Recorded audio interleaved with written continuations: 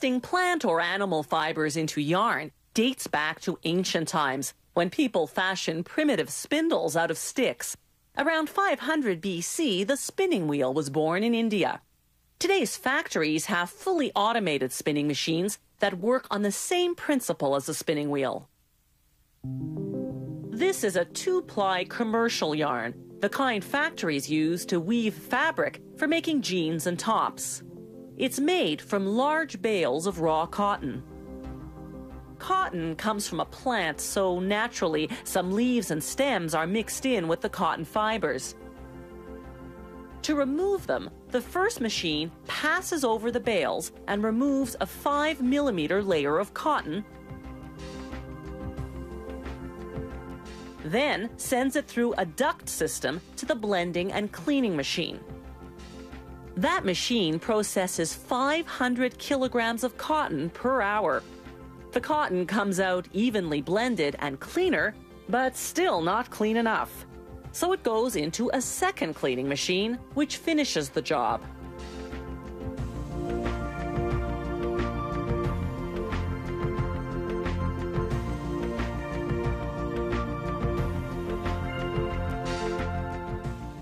Now the cotton goes through what's called a carding machine. It has huge rollers with wire teeth. They comb out the tangled fibers and line them up in parallel rows. The machine also discards any fibers that are too short to process. Next stop, the coiler.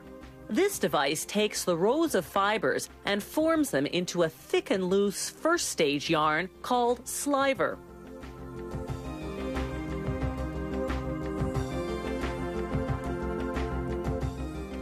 The slivers move on to the drawing machine. It lines them up 6 at a time and draws them out, stretching them to form a second stage yarn. Then a machine called a roving frame stretches this second stage yarn, strengthening it by thinning it out until it looks like this. This third stage yarn is called roving. Depending on the type of yarn they're making, it's anywhere from 3.5 to 16 times thinner than sliver. They now stretch the roving up to 30 times thinner, which strengthens it even more. The yarn is finally finished. Now they have to transfer the yarn from all these small spools onto huge industrial-sized cones, 20 spools to a cone. One transfer method uses the winding machine. It winds the yarn from the first spool onto the cone. Then it automatically takes the back end of that yarn and attaches it with a knot to the front end of yarn from the next spool. It winds it onto the cone, then attaches the back end to the front end from the next spool, and so on. As each spool empties, the machine automatically discards it.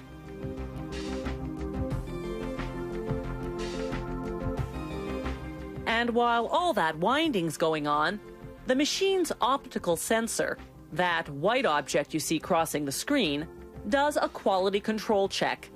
If a portion of yarn doesn't meet specifications, the winding stops, the machine cuts off the offending portion, then reconnects the ends and resumes winding. This is air jet spinning, another method of making yarn from slivers and winding it onto giant spools known as tubes.